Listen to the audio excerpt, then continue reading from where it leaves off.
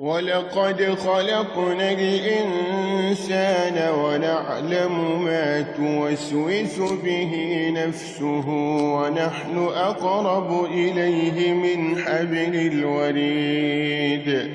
إذ يتلقى المتلقيان عن اليمين وعن الشمال قعيد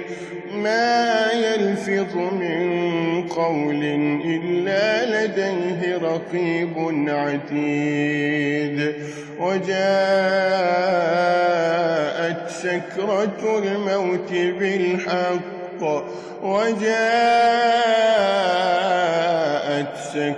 الموت بالحق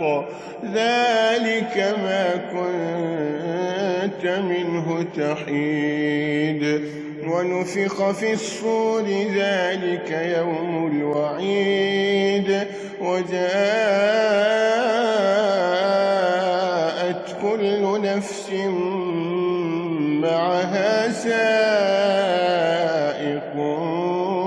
وشهيد لقد كنت في غفلة من هذا فكشفنا عنك غطاءك فبصرك اليوم حديد وقال قرينه هذا ما لدي عتيد ألقيا في جهنم كل كفار عنيد مناع للخير معتد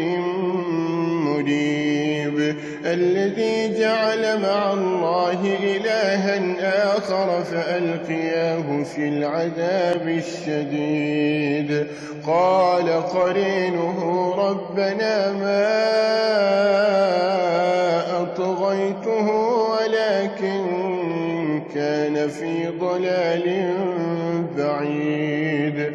قال لا تختصموا لدي وقد قدمت إليكم بالوعيد ما يبدل القول لدي وما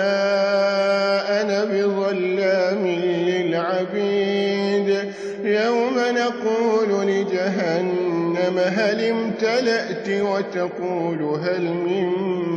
مزيد وأزلفت الجنة للمتقين غير بعيد هذا ما توعدون لكل أواب حفيظ.